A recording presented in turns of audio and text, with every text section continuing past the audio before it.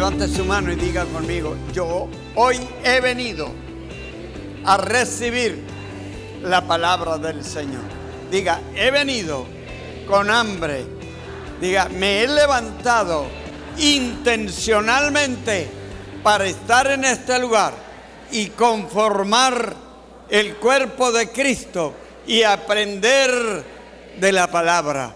Por lo tanto, le pido a mi Dios en Jesucristo que envíe esa revelación de su palabra a mi vida. En el nombre de Jesús. Amén. Bien, en esta hora vamos a recordar y de pronto a revisar algunos puntos que nos establecen a nosotros como cristianos. Amén, amén.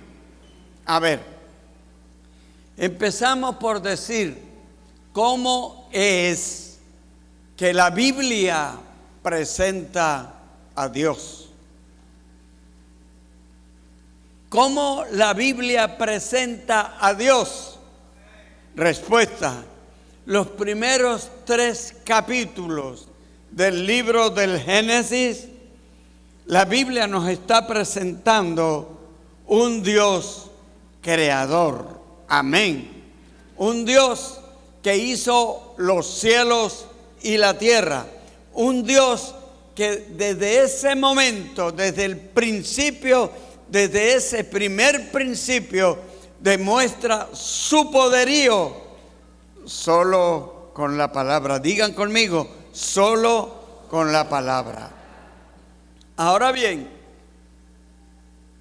esta historia de la creación no es una historia fantástica, ni es una falacia, no es ciencia ficción, como algunas personas e incluso entes han querido darle ese tinte. Pero quiero decirles que para nosotros los cristianos es la verdad revelada, es la verdadera verdad de lo que es Dios y de lo que es la creación. ¿Están conmigo?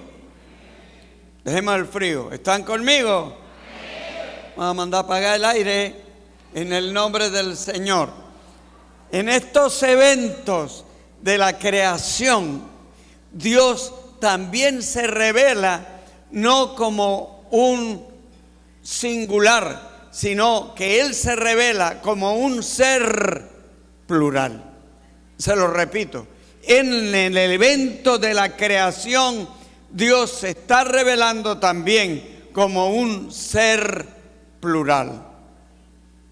Génesis capítulo 1, versículo 26, cuando Él manifestó cómo iba a ser el hombre, dice en plural: hagamos al hombre a nuestra imagen y semejanza. Y el mismo libro del Génesis capítulo 3, versículo 22, Dios dijo: el hombre es como uno de nosotros. Ese es el momento cuando Dios tiene que echar al hombre del huerto del Edén por la desobediencia. Y dice: él puede pensar, puede maquinar y puede tomar decisiones. Entonces Dios tomó la precaución de guardar el huerto del Edén para que el hombre no regresara más. Y Génesis capítulo 11, versículo 7 dice: ahora pues, plural, descendamos y confundamos allí su lengua. En este momento, este es el momento en el cual se registra una de las rebeldías del ser humano contra la enseñanza de que hay un Dios que es absoluto. Después del diluvio, la gente que empezó otra vez a multiplicarse, empezaron a echar por tierra la enseñanza de los hijos de Noé, del Noé mismo. Y ellos dijeron: vamos a verificar si es verdad que existe un Dios. y se pusieron de acuerdo para hacer ladrillo, dice, para coser, para cocinar ladrillo, hacer una gran torre y darse cuenta por sus propios ojos si había o no había Dios. Por lo menos quedó la técnica de hacer ladrillo, porque Dios vino, les confundió la lengua y los filólogos hoy día dicen, no sabemos de dónde y cómo, pero todos los idiomas que existen en la tierra tienen un fundamento que no lo entendemos, pero el entender está en que Dios tuvo que cambiar la lengua para todo el mundo para causar allí un caos y no estuvieran en el mismo sentir. Hermanos míos, cuando nosotros los cristianos cambiamos lo que debe ser, lo justo que debe ser, lo que el Señor ha enseñado, cuando nosotros los cristianos, nuestra lengua habla cosas que no son las que deben hablar, entonces perdemos esfuerzos y perdemos la bendición que Dios tiene para nosotros. ¿Están conmigo? Bien, para nosotros los cristianos, digan conmigo, yo soy cristiano. Pero no con frío, con fuerza. Digan conmigo, yo soy cristiano. Entonces, para nosotros, los cristianos, esto que estamos hablando es una denotación. Están denotando el Dios, que Él es trino, aunque hayan algunas otras corrientes cristianas que digan lo contrario. Otra de las sustancias del verdadero cristianismo es que creemos en la Biblia como la palabra que Dios ha hablado para orientarnos y enseñarnos acerca de Él y de la conducta que nosotros debemos practicar también delante de Él, delante de nuestros semejantes y delante del entorno completo en donde vivimos. ¿Están conmigo? ¿Estamos? La Biblia tiene su objetivo. La Biblia, esta palabra, no está aquí puesta solo para que digamos, es la palabra de Dios y vamos a tenerla muchas veces abrazadita o en el escritorio. No, es que la Biblia cumple su objetivo, ese objetivo que ha cumplido en muchos de nosotros y que sigue cumpliendo, porque nosotros los cristianos estamos en el proceso de santificación y eso lo da la palabra del Señor y lo da también el cuidado que cada uno de nosotros debe tener, cómo ejerce su vida de acuerdo a lo que estamos aprendiendo. Todavía siguen fríos. A lo que estamos aprendiendo. No puede ser que nos pasemos 10, 12, 15 años aprendiendo y aprendiendo y no ejercemos. Tenemos que ejercer la palabra. Amén. Y la palabra trata con la conducta, el comportamiento de cada uno de nosotros. Ese es el fin por el cual Dios dio la palabra, para orientarnos, para guiarnos, para enseñarnos y para decirnos qué debemos hacer y qué no debemos hacer. El salmista dijo en el Salmo 119, lámpara es a mis pies tu palabra y ¿qué? Lumbrera a mi camino. Si usted y yo todos los días leemos la palabra y no la practicamos, es como si tuviésemos esa lamparita de batería en la noche lista, pero que no la ponemos a funcionar y nos tropezamos y nos caemos y bueno, nos podemos hasta accidentar fuerte. La palabra del Señor, repito, es para ejercerla. Es para ejercerla, por eso el salmista dice eso. Esa es la palabra que alumbra mi camino, que alumbra mi camino. La palabra es la que no me deja tropezar, porque cuando tengo la palabra, yo actúo en la palabra. La gente descansa en Dios. Sí, tenemos que descansar en Dios. ¿Pero cómo? No, que Dios me trabe la lengua para que yo no diga malas palabras. No, no es así. Dios nos enseñó, Dios nos está diciendo que tenemos que hacer. No, que Dios me ayude para no portarme mal. No, ya Él te ayudó. Ya eres un hijo de Dios. Ya Él te está dando cómo es. Tenemos que actuar. Hay gente que vienen al culto, oyen la palabra, leen la palabra, tienen la palabra y tienen malos comportamientos. Amados míos, tenemos que tomar decisiones, o de no, con la indecisión, el día que te mueras no vas a ir al cielo. Y si el Señor viene y nos rapta, te vas a quedar por estar pendiente de que Dios es el que lo va a hacer en ti y tú no te dispones, tú no actúas.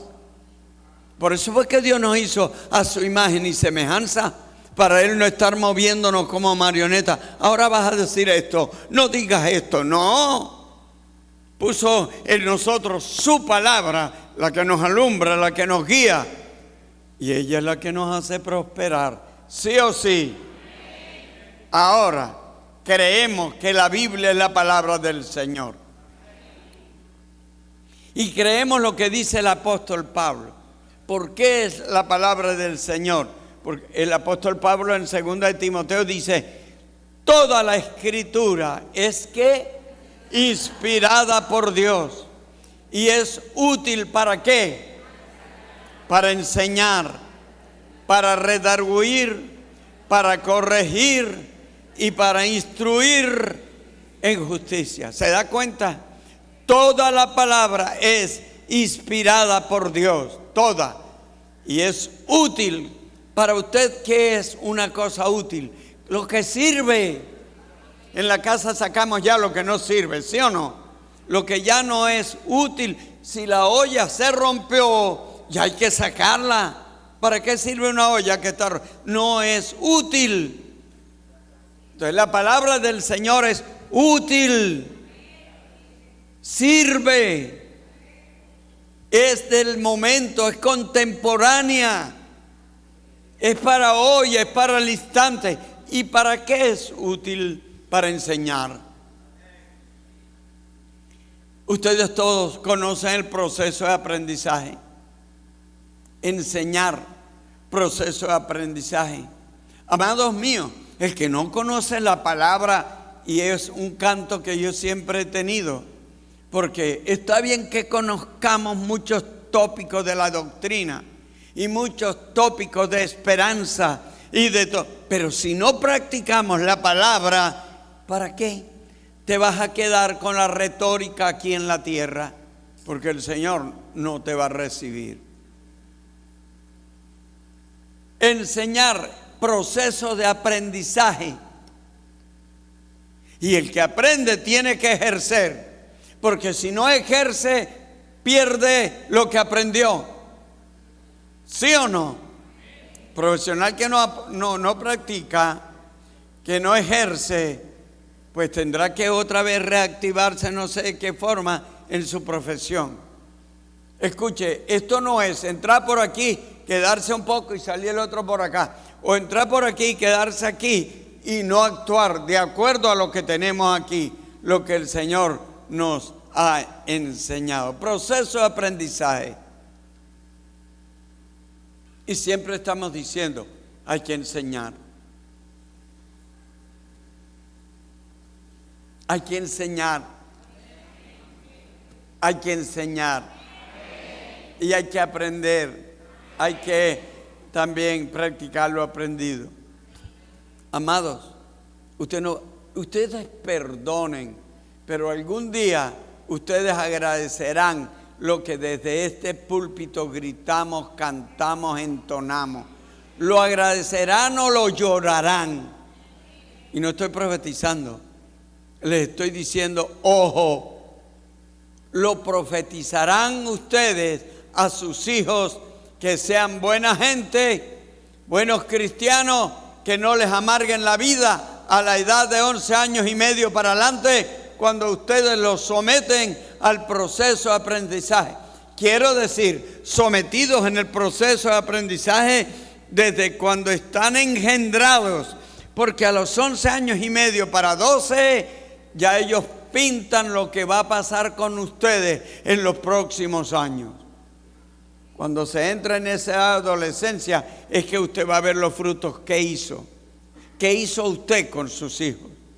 Muchos, aun cuando hayan aprendido, se van a portar mal, pero tienen la raíz y algún día llegarán y estarán en las lides del Señor. Pero otros que no aprendieron estarán totalmente petrificada su conciencia y su corazón y dirán, mi papá era un cristiano, pero ellos jamás van a venir al Señor, porque el diablo les va a mover, les va a dormir totalmente lo que es la voluntad de cada ser. No perdamos la oportunidad de enseñar. Estamos, a veces, ¿para qué lo vuelvo a repetir? Anoche nomás mi esposa estaba llorando por unos niños de aquí de la iglesia. Se los digo. Anoche nomás mi esposa, qué pena, estaba llorando por unos niños de aquí de la iglesia. Y lo que estamos diciendo no es mentira, es verdad. Que orar y tenemos que apurarnos en la enseñanza, en el ayudar a nuestros hijos, a nuestra familia. Estamos en los últimos tiempos. Estamos en los últimos tiempos. Sí, estamos, perdonen, en los últimos tiempos. Anoche hablábamos con un pastor. Él se lamentaba y yo lloraba también. Estamos en los últimos tiempos. ¿Quién arregla este mundo? Nadie. Dios está arreglando gente, individualidades, y clamamos que sean familias también. Pero sociedad, Dios no lo puede arreglar. Dios no los puede arreglar. Dios no pudo arreglar a Sodoma y a Gomorra, a pesar de que ahí había un hombre que conocía a Dios. Dios no pudo arreglar la gente de antes del diluvio, y por eso le mandó el diluvio, aun cuando allí estaba Noé. Noé predicó y predicó y predicó y se ahogaron. Y yo creo en la Biblia. Por eso Mateo dice, como en los días de Noé, y hoy ya lo hemos rebasado. Yo creo que estoy repitiendo esta palabra no sé cuántas veces. Hoy hemos rebasado a Noé, a los días de Noé, no a Noé. De la maldad que existía cuando hoy ya estamos rebasados por encima. Por eso decimos, esta época de la gracia está para terminarse. Pero la palabra de Pablo nos dice, la palabra del Señor a través de Pablo, que la palabra de Dios, la Biblia, sirve para redarguir. ¿Qué significa eso? Esto significa, la palabra de Dios es la única que tiene la autoridad, la potestad para refutar, para decir eso está malo. Es la única que tiene toda potestad para decir cuanto argumento humano, intelectual, científico se levante para decir que lo que estamos haciendo hoy día es bueno, y la palabra del Señor tiene la autoridad para decir no es bueno, porque están en contra de lo que el Señor Dios Todopoderoso ha diseñado y ha programado para la humanidad.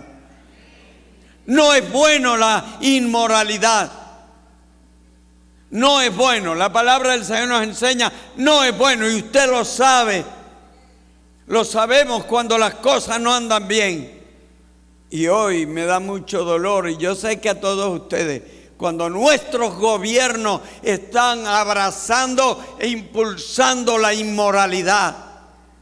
No solamente es la corrupción, es la inmoralidad en contra de la palabra del Señor, argumentando todo lo que ellos se disponen humanamente, con su humanismo, argumentar para decir que Dios no supo hacer las cosas y que ahora las estamos haciendo como deben hacerse. Mentiras. La palabra de Dios es un absoluto. Es un absoluto.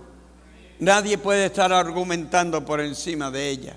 Es la palabra del Señor. Esa palabra que usted tiene, que yo tengo. Aun cuando los demás digan lo que hagan lo que sea, usted y yo vamos a través de la palabra, rodeados por la palabra, enmarcados en la palabra que hemos aprendido. ¿Estamos?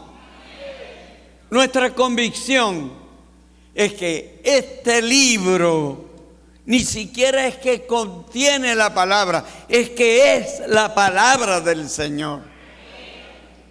Y da tristeza cuando en la casa de los evangélicos no se lee la palabra.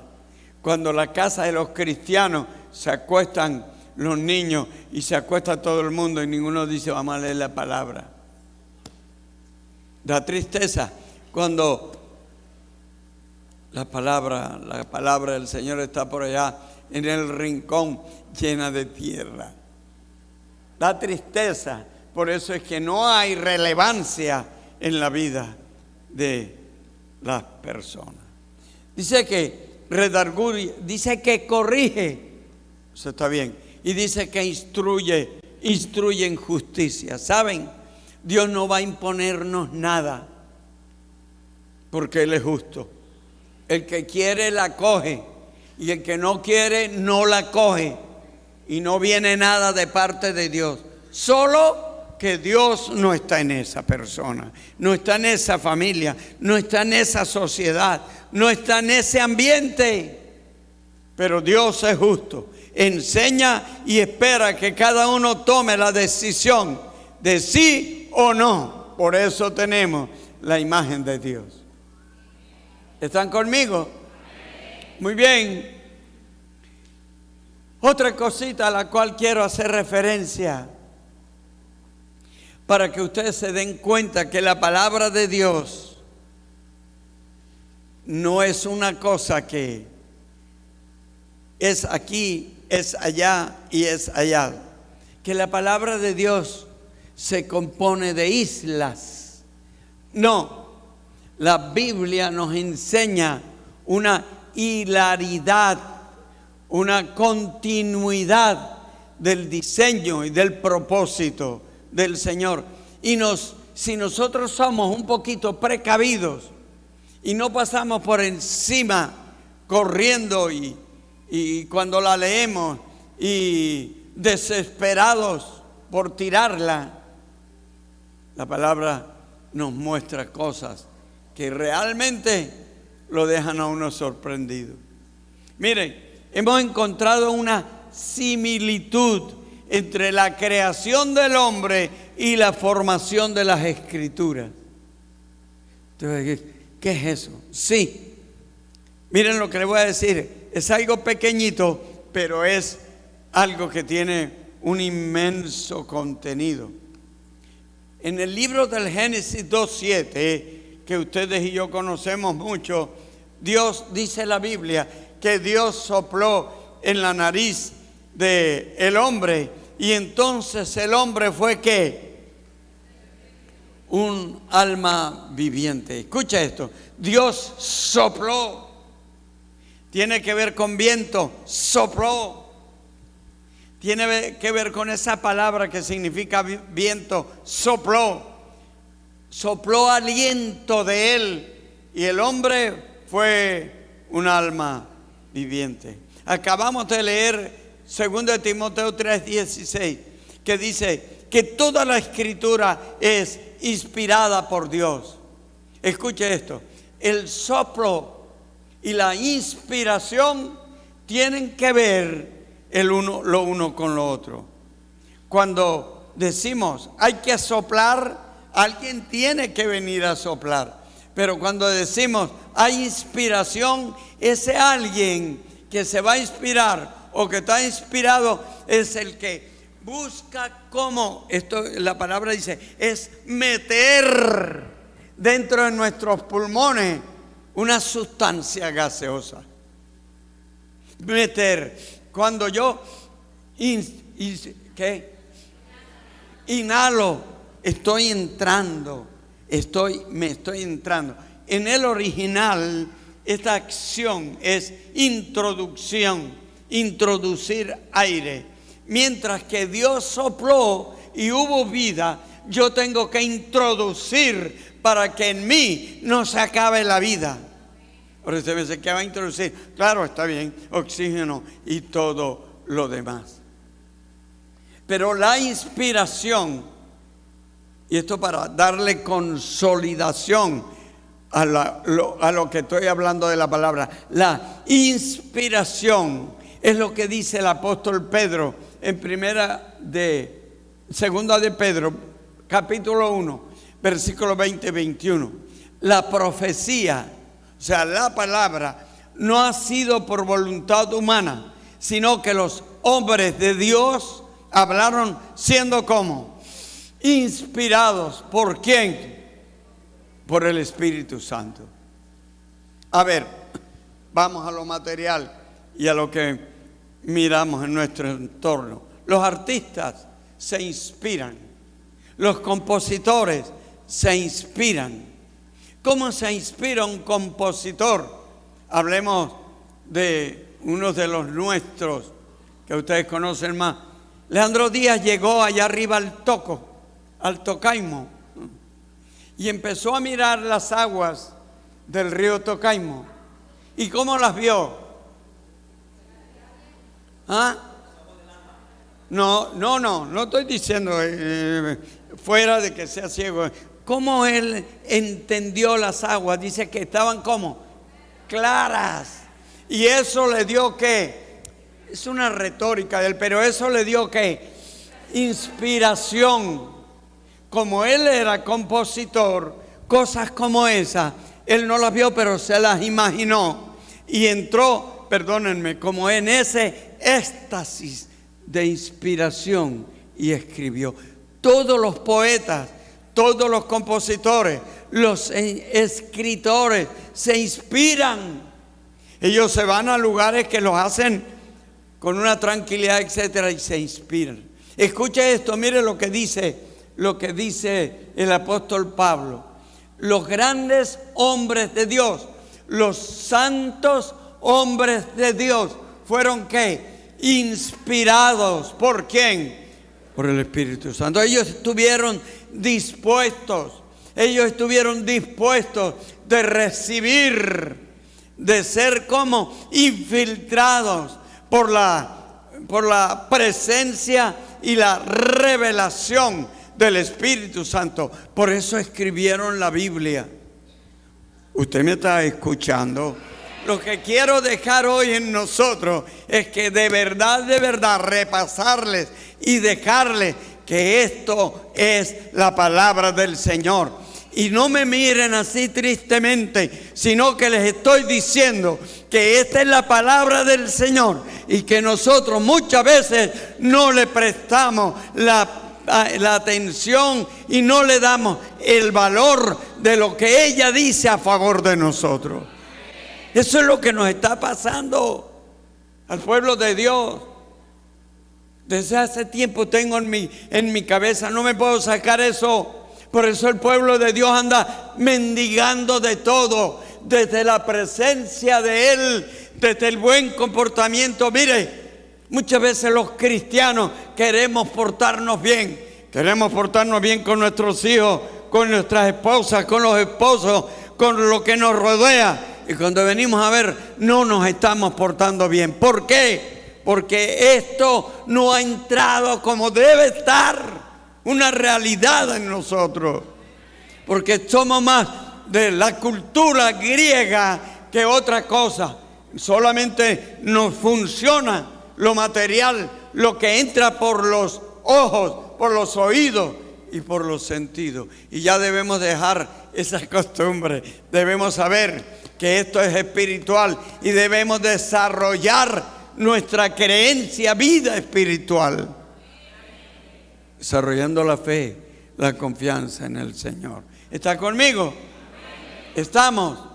Entonces, eso es lo que nos garantiza que esto es verdad. Lo que a mí me garantiza, me llena y lo creo, es que los hombres de Dios fueron inspirados por el Espíritu Santo. Por eso creo en la creación.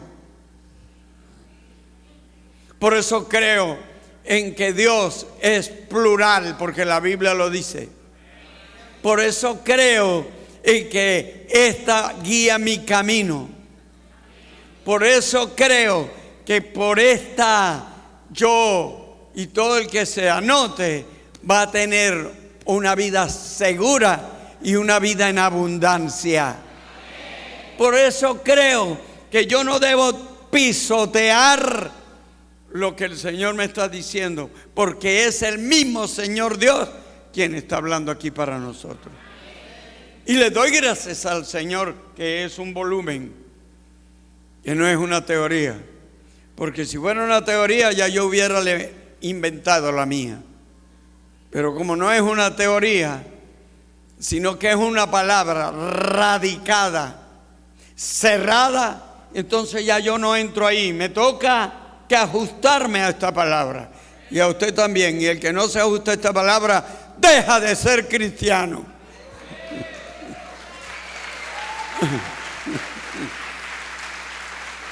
Ajustaditos a la palabra. Y por eso decimos, esta es doctrina. Esta es doctrina. Por eso decimos, tenemos doctrina. Y tenemos doctrina desde el Antiguo Testamento hasta el Nuevo Testamento. Amén. La doctrina cristiana está fundamentada en el Antiguo Testamento y continúa en el Nuevo Testamento. Esto para los más altos, los que miden ya 2 metros en el conocimiento. Amén. Porque todo apunta a Cristo. Regresemos un poco en ese sentido que les mencioné, que Dios había hablado pluralmente. Eso sí, en el Antiguo Testamento, sin distinguir, o mejor, muy someramente distinguiendo personas de la pluralidad. Vemos como algunas actuaciones del Espíritu Santo y vemos también algunas actuaciones de Jesús para los que conocen un poco más de Biblia. Quisiera mencionarles, y se los voy a poner en el tablero, Josué capítulo 5, versículo 13. Es el momento cuando el pueblo judío está para conquistar a Jericó. Y su líder, llamado Josué, se retira un poco. Me imagino que él fue a orar, a pedirle al Señor la dirección por lo que iban a hacer. El mandato era conquistar a Jericó. Conquistar a una ciudad amurallada, a quienes los judíos, los hebreos, estaban haciéndole unas vueltas cada día. Y Josué como que se retira un poco del bullicio y está en algún lugar solo y levanta la mirada y ve a un varón parado a cierta distancia con una espada desenvainada en la mano. Eso quiere decir guerra. Hay cristianos que sacan machete aquí para matar a otros. No hacen guerra espiritual, sino guerra con bojo, con palo, con piedra, con machete. Este varón tenía la espada levantada, desenvainada. ¿Qué quiere decir? ¿Estoy listo? Yo admiro a Josué, pero a la vez de admirar a Josué, sé que el Espíritu Santo que estaba en Josué en esos momentos, lo impulsa a no tener temor. Y él se le acerca, yo no me hubiera acercado. Él se le acerca a este varón y le dice: ¿tú eres de aquel lado o eres de este lado? ¿Eres de nosotros o eres enemigo? Y el varón le dice: wow, ahora yo he venido como el príncipe de los ejércitos de Jehová, Dios. Y la segunda cosa que le dice es: quítate los zapatos, porque el lugar donde estás pisando es santo. Señor, ¿saben qué significa eso? Que eso no era un ángel, era una de la pluralidad de Dios.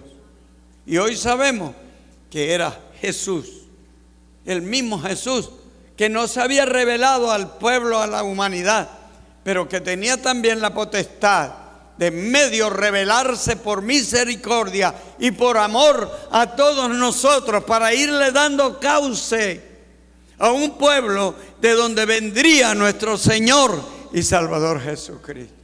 Dios la llevó toda. Dios la llevó toda. Toda la carga. Llevó todo el perdón. Llevó todas las angustias. Desde el día que Adán pecó, Dios llevó la angustia, llamémosla así, por el ser humano, y trató de rescatarnos, y ha tratado y lo está haciendo, invirtiendo Él absolutamente todo. Dios les hablaba de esta forma, o por señales o por sueños. ¿Se acuerdan de Gedeón? Gedeón se le pasaba con un vellón de arriba para abajo, poniendo señales. Que hoy si se amanece mojado es porque sí. Que mañana si no amanece mojado es porque no. Y etcétera, y etcétera. Y de esa forma Dios les hablaba.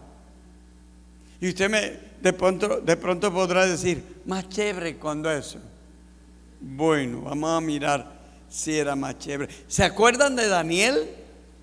Daniel está orando, está implorando, está clamando, está confesando, está haciéndole recorderis a Dios. Daniel capítulo 9. Y está diciendo: Dios, tú dijiste 70 años, etcétera, etcétera. Y llega Gabriel, un ángel, y le dice: oye, ponte de pie. El pobre Daniel se la pasaba, era aterrizado.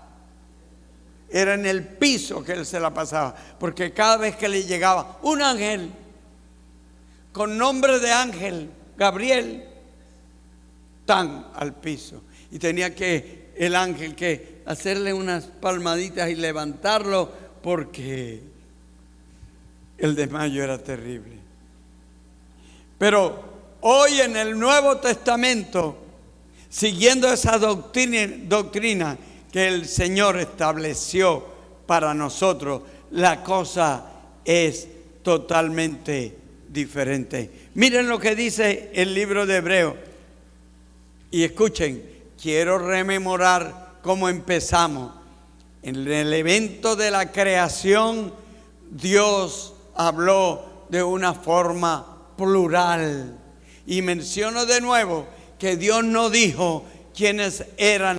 En el libro de Juan, capítulo 1, el libro del profeta San Juan, capítulo 1, vemos cómo Dios, a través de este varón, Juan, le da la connotación y distribuye muy bien, enseñando cómo fue el pasado, cómo es el futuro, de lo que es la misericordia de Dios con la humanidad. Y dice: en el principio era el verbo. El verbo es la palabra. Entonces dice, en el principio era el verbo, y el verbo era con Dios, y el verbo era Dios. Este era en el principio con Dios. Vaya al libro del Génesis, capítulo 1, versículo 1, no lo busque, se lo dicto. Dice, en el principio Dios creó los cielos y la tierra. Amén. Y desde ese momento en adelante, usted lo que ve en los actos de la creación es una palabra el Espíritu de Dios se movió primero y luego viene una palabra y terminan los actos de la creación de lo material con una palabra y continúa entonces la creación con las manos del Señor. Ya no es solamente la palabra, no es solamente el pensamiento del Señor, sino las manos dando formación a un ser espectacular que Él quería tener como lo es el ser humano. Y una vez que le dio forma con las manos, ya no habló más, sino que lo sopló y le metió de su aliento de lo que Él es. Amén. De lo que Él es, de lo que es Dios, está en nosotros. Su espíritu humano vino de Dios. Su espíritu humano vino de Dios. Su espíritu humano dependió de Dios. Su espíritu humano tiene el chip de Dios. No lo deje perder. No deje perder su espíritu. No dejemos perder nuestro espíritu y nuestra alma. Por eso la Biblia dice, si es necesario entrar al reino de los cielos sin una mano, deja que esa mano se quede. El cuerpo, bueno, vale mucho, pero lo que aprovecha es la parte intangible que nosotros tenemos ahora, que es la parte espiritual almática, que es lo que va a regresar a Dios. Dice, este era en el principio. ¿Quién era en el principio? La palabra. Dice, en el principio era con Dios y todas las cosas por Él fueron hechas. ¿Cómo así? Claro, les acabo de decir, la palabra del Señor fue quien organizó todo e hizo todo. Y dice, y sin Él nada de lo que ha sido hecho fue hecho. Si no hubiese existido palabra en ese momento, no hubiese existido lo que hoy tenemos, todo el universo, todos los animales, etc. Y dice que en esa palabra, en Él, estaba la vida. ¿Y la vida qué era? La luz de los hombres. Y dice, y la luz en las tinieblas resplandece, y las tinieblas no prevalecen contra ella. Escuche, la palabra es la luz, y la luz prevalece sobre las tinieblas. Por lo tanto, todo lo que el diablo hoy día se invente contra la iglesia, contra usted, contra la familia, contra el mundo cristiano, nunca podrá prevalecer, porque como dijimos, la palabra de Dios es el absoluto que tiene toda la potestad sobre todo lo que existe en la tierra. Y Jesús dijo, yo que soy el dueño de la palabra, tengo potestad en el cielo y en la tierra. ¿Y sabe por qué la palabra de Dios no tiene potestad en nosotros? Porque la creemos a medias, porque la conocemos a medias, porque la valoramos a medias, porque no distinguimos dónde están las armas espirituales y están aquí en la palabra del Señor. Y más somos naturales que espirituales. Podemos de pronto caminar bien con el Señor y somos hasta gente que no pecamos, pero no actuamos sobre la palabra. Y por eso el mundo, las cosas del mundo nos atraen. Y no solamente eso, sino que la naturaleza se opone a nuestra vida y el diablo también. Y nosotros tenemos la palabra de verdad que prevalece sobre la oscuridad, sobre las tinieblas. El mundo es tiniebla, el diablo es tinieblas. Las tinieblas no tienen control sobre la luz. Y en lo material lo vemos, que las tinieblas no tienen control sobre la luz. Continuamos.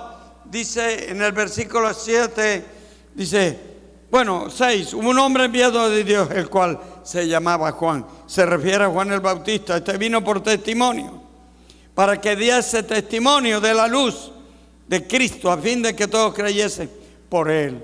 No era él la luz, Juan el Bautista, sino para que diese testimonio de la luz. Y un día Juan estaba por ahí, Jesús iba pasando y dijo, he ahí el Cordero de Dios que quita el pecado del mundo. Juan dio testimonio de Jesús. Después que lo presenta en esta revelación como la palabra en el principio, ahora esa palabra está encarnada. Aquella luz verdadera que alumbra a todo hombre venía a este mundo. En el mundo estaba y el mundo por él fue hecho, se da cuenta, en el principio. Pero el mundo no le conoció. A los suyos vino y los suyos no le recibieron. Se refiere a los judíos.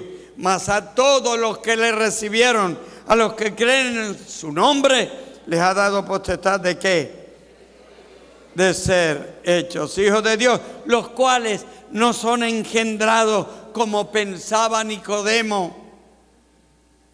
Nicodemo estaba confundido. ¿Cómo que yo voy a volver a nacer? Dice, los cuales no son engendrados de sangre, ni de voluntad de carne, ni de voluntad de varón, sino engendrados de Dios en lo que es lo espiritual. Y aquel verbo, esa palabra que estuvo en el comienzo, esa palabra que dimensionó todo y organizó todo, dice, ese verbo fue hecho carne y nació de la Virgen María y habitó entre nosotros y vimos su gloria, gloria como del unigénito, único Hijo del Padre. ¡Wow! Ya lo descubrimos. Uno de los que acompañó a la deidad, al Padre en la creación, fue Jesús. Dice, vimos su gloria como del unigénito, lleno de gracia y de verdad. Y aquel verbo fue hecho carne y habitó entre nosotros. Y vimos su gloria. La vimos. Ellos la vieron. Nosotros la reconocemos porque ellos nos lo manifiestan. Estoy hablando de los discípulos. Estoy hablando de los apóstoles. Juan, que no fue discípulo, que no fue apóstol, sino que fue el enviado para mostrarlo. Él dice, estamos viendo la gloria, vimos la gloria. Juan un día se preocupó y mandó a uno de sus discípulos, estándole en la cárcel, y le dijo, pregúntenle si él es el Mesías que esperábamos, pues me tiene sorprendido. Y eran primos. Me tiene sorprendido. ¿Qué está haciendo? Y Jesús le dijo, dile a Juan que los muertos son resucitados, que los sordos oyen. Así que dile eso a Juan. Entonces dice Juan, vimos su gloria como el unigénito del Padre, lleno de gracia y de verdad. Ya tenemos la primera, la segunda persona que habitó mejor, que funcionó en el tiempo de la creación.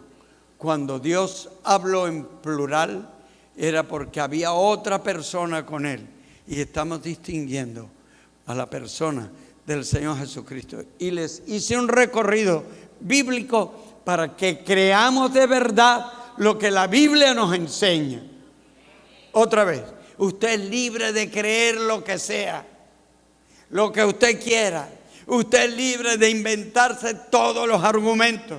Pero un día usted y yo, ayer lo dije en un matrimonio, vamos a comparecer ante el tribunal de Cristo. Si no doblegamos nuestro orgullo humano, nuestro orgullo de vanidad, y aceptamos que hay un Dios en los cielos que todo lo puede y que ese Dios es el único que pueda dirigir nuestra vida, seguimos siendo dirigidos por nuestra forma de pensar, de parecer, de creer, y eso no nos lleva al éxito en nuestra vida cristiana.